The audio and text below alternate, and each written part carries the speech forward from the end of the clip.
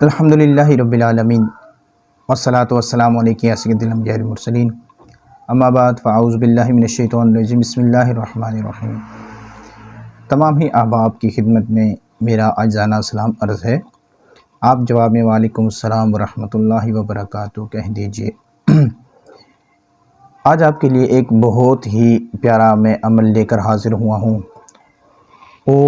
وہ عمل ہے، اپنے بارہا اس عمل کو سنا بھی ہوگا اور اس کے فضائل بھی سنے ہوں گے، لیکن آج اس عمل کو کس مقصد کے لیے میں بیان کرنے جا رہا ہوں اس کو توجہ سے سنیے گا کہ اگر کوئی شخص کسی بھی وجہ سے اگر وہ غم زدہ ہے، اس کا غم ہے، چاہے وہ اولاد کی وجہ سے ہو، چاہے اس کے روزگار کی وجہ سے ہو، وہ غم زدہ ہے، چاہے وہ جاب کی وجہ سے غم زدہ ہے، چاہے وہ رشتوں کی وجہ سے غم زدہ ہے، چاہے کوئی بھی الغرض اس کا کوئی بھی مسئلہ ہے کہ جس نے اس کو غمگین کر دی ہے اور غم زدہ کر دی ہے اور اس کیفیت سے وہ باہر نہیں نکل پا رہا، تو اس کے لیے میں ایک عمل آپ کے سامنے لے کر حاضر ہوا ہوں، اور یہ ایک دعا ہے جسے دعائے یونس بھی کہا جاتا ہے۔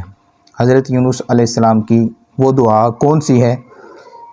وہ دعا ہے لا الہ الا انت سبحانک انی کنت من الظالمین۔ حضرت سعد بن ابی وقاص رضی اللہ تعالی عنہ سے روایت ہے کہ آپ فرماتے ہیں کہ میں نے نبی کریم صلی اللہ تعالی علیہ وآلہ وسلم کو یوں فرماتے ہوئے سنا کہ میں وہ کلمہ جانتا ہوں جسے کوئی غم زدہ نہیں کہتا مگر اس کا وہ غم دور کر دیا جائے، اور وہ میرے بھائی حضرت یونس علیہ السلام کا کلمہ ہے۔ انہوں نے ظلمات میں ندا کی، وہ کلمہ تھا لا الہ الا انت سبحانک انی کنت من الظالمین۔ کوئی معبود نہیں سوا تیرے، پاک ہے تو، بے شک میں ہی قصور واروں سے ہوں۔ تو آپ نے سنا کہ دعائے یونس علیہ السلام کی کتنی فضیلتیں اور برکتیں ہیں، جس میں سے ایک برکت اور فضیلت وہ ہے کہ غم سے نکلا جائے، غم سے آزاد ہوا جائے۔